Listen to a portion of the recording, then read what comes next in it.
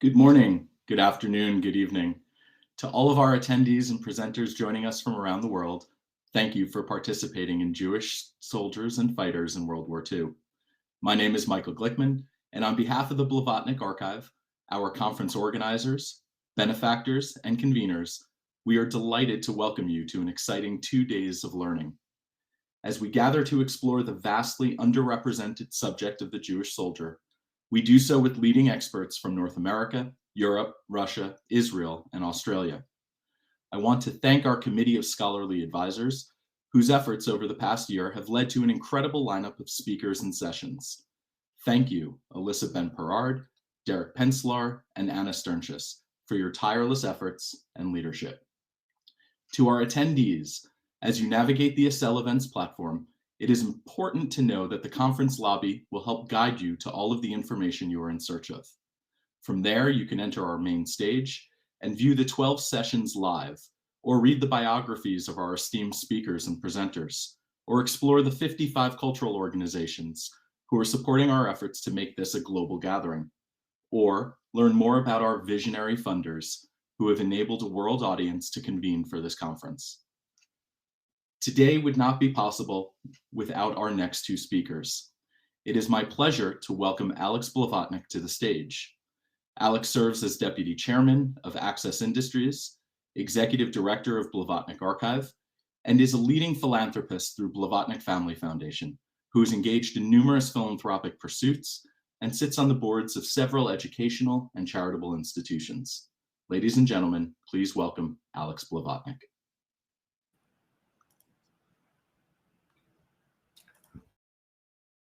Thank you, Michael. It is my pleasure to open our virtual international conference, Jewish Soldiers and Fighters in World War II, and welcome our esteemed speakers and attendees from around the world.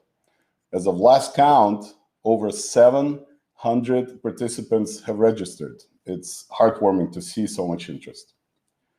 It is especially meaningful for me to be here with you.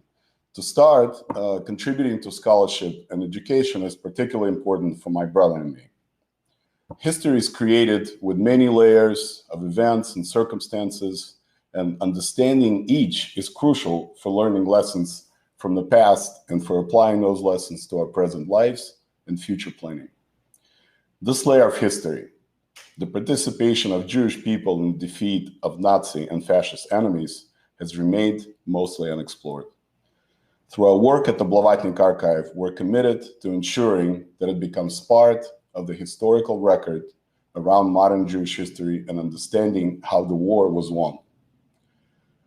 False facts and made-up stories are nothing new. Whether they're actively created or whether facts are simply hidden, the results are the same. History is unfortunately often written based on fabricated notions that take ages and many tools to instill in public consciousness. One among them, cultivated through state-organized efforts and widely disseminated channels, is the notion of Jewish cowardliness. When we founded the archive in 2005, we saw an opportunity to contribute documented facts through unedited primary sources, with the goal of making these materials available to all. We interviewed over 1,200 Jewish veterans in 11 countries who fought in the Soviet armed forces, partisan units, and in ghetto resistance, and made a commitment to care for thousands of their personal artifacts in support of this work. We have collected an untold number of letters, postcards, and documents that reflect the human experience of the war. I encourage you to hear their stories, read their letters, and see their faces through our website at blavatnikarchive.org. We're both humbled and proud to add those stories to the chorus of hundreds of thousands Jewish soldiers who fought across the Allied forces and resistance units, and pay our respects to all who helped defeat the enemy in World War II. We're of course joined by other institutions, many who are with us at this conference as panel participants, as well as our cultural partners, all of which are committed to the same ideals. We're thrilled to see the results of joint efforts here on this international platform, with a high level of fascinating new scholarship and public programs that we will learn from and enjoy over the next 2 days. There's also a deeply personal side for me. It is my heritage, my own family history. Every Soviet family, especially every Jewish Soviet family, was affected by the war. And mine is certainly no exception. My family lived through bombardment, evacuation, displacement, hunger, and fear. Some perished in the Holocaust. Some were soldiers and officers in the Soviet armed forces. Some were wounded and some were killed in combat. What they went through informs my own identity. I will always seek to understand their experience so I can better understand my ancestry. My hope is for my children and their children to find ways to identify with the experiences of their ancestors, to learn from them and to grow from them. And I'm proud to have this opportunity to honor them, to remember them, and to pay my deepest respects for their sacrifices and humanity. I want to thank our respected committee of scholarly advisors who developed our fascinating agenda and who brought together the work of world-renowned scholars. Elisa Bemperad, Professor of History and the Jerry and William Unger Chair in Eastern European Jewish History and the Holocaust, Queens College and the Graduate Center, CUNY.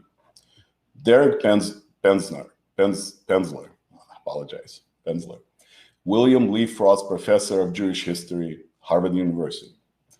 And Anna Sternschis, Al and Malka Green Professor of Yiddish Studies and the Director of Jan Tannenbaum Center for Jewish Histories, University of Toronto. Thank you. And I want to thank the lead sponsors of this conference, Genesis Philanthropy Group, as well as the David Berg Foundation, who join us in supporting scholarship and advancing public education under the umbrella of Jewish identity and Jewish history. Together, we can ensure free and open access to truth for as many people as we can reach.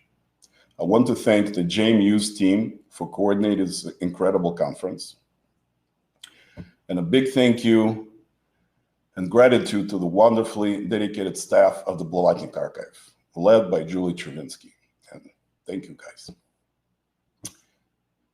And finally, I want to thank the attendees who are joining us this morning from across the globe and encourage you to stay with us for the upcoming sessions, including our 2 exciting musical programs at the end of each day: Soundscape of the War, Yiddish songs of the Red Army, and songs from the testimonies. And finally, I'm most grateful to the veterans and war participants and survivors whose stories enable us to learn and whose actions led us here. Thank you. Thank you, Alex. It is now my privilege to welcome Marina Yudborovsky. Marina serves as Chief Executive Officer of Genesis Philanthropy Group. As a leader in Jewish philanthropy around the world, Marina brings a deep expertise of Russian Jewish culture and communal work to the philanthropic sector, working to strengthen the Jewish identity of Russian-speaking Jews worldwide. Ladies and gentlemen, please welcome Marina to the stage. Thank you so much, Michael. It's an honor to be here and to see this conference come to fruition. I have immense gratitude to all those who have had a hand in making this conference possible. Alex has done a wonderful job of mentioning all of you, and I can only join him in those words. And also thank him for his active role on this topic over many, many years. The Blavatnik Archive is a key institution in ensuring that Jewish soldiers in the Red Army are a part of our history, Jewish and global. I wanted to say a few words today about cliches. I'm actually a big fan of cliches. Maybe that's because English is not my first language, and being facile with a language's cliches denotes a kind of mastery, or maybe because cliches provide a way of considering critically truths that we might hold self-evident. And perhaps it's because cliches provide a good point of comparison between cultures. Perhaps some of you have heard "Hope springs eternal" is a common refrain in English, and it's a testament to an optimism that I have to say is a bit lacking in the Russian version of this saying, which, when translated word for word, says "hope dies last." Almost the same, but a bit different. There's a lot to unpack there, but that's for another conversation. Today, I wanted to, or I guess a different phrase springs to mind that I wanted to mention. Those who don't learn from history are doomed to repeat it. Many of you, I'm sure, have heard that phrase as well. I think it's only half the story. Equally true is that those who don't learn from history will be unable to repeat it. After all, history is not only full of atrocities and failures, it's also full of heroism and transformative change for the better. I know and knew about Jewish soldiers who fought and vanquished the Nazis long before I learned about concentration camps, gas chambers, and even my own family's too close brush with the Holocaust by bullets in Ukraine. It's easy to imagine why. As Alex mentioned, the Soviet Union proudly celebrated its critical role in the Allied victory during World War II with parades, TV programs, and school activities honoring veterans. Veterans in general, of course, not Jews in particular. But in that context, it was natural for my parents and grandparents to tell the story of our family's role in this war, maybe without the details and many traumatic aspects, but enough to give me, even as a child, a clear picture of a war between good and evil and of valiant fighters, including my grandfathers and grandmother, who through cold, blockades, and severe danger persevered and were victorious. As I got older, I learned more about the atrocities, about the millions who died at the front, and most horrifically, those who were murdered in cold blood by a Nazi machine intent on eradicating the Jewish people. It wasn't until much later, as an adult, that I realized that Jews as soldiers in World War II are not an image that springs to mind easily for many, and are, as again Alex mentioned, thought of as primarily cowards and victims in the context of World War II. Striving to restore, complete, and preserve Jewish history in full has always been one of the cornerstones of our mission at Genesis Philanthropy Group. Among the range of untold stories and unclaimed legacies, the blind spots in the history of Jews during World War II and the Holocaust as they unfolded in the Ussr stand out as especially tragic and gaping, and frankly just unfair. The cruel realities of time are such that today we risk making those blind spots completely irretrievable. We must not lose our chance to preserve the stories of the witnesses that are still alive and pay tribute to those who perished, both victims and heroes, much as the Blavatnik Archive has been striving to do.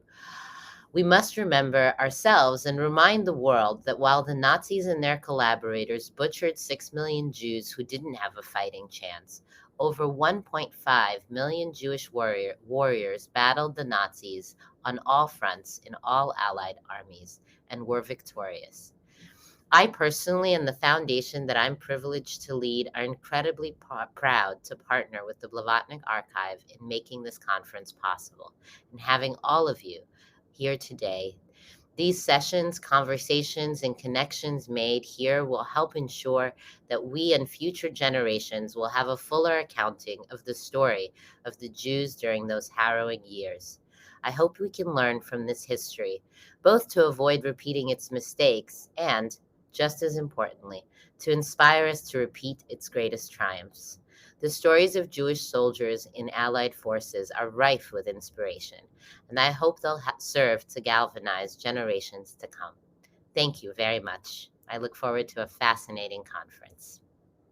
Thank you so much, Marina, and thank you so much, Alex. We are now moving forward into our next session. Please join us.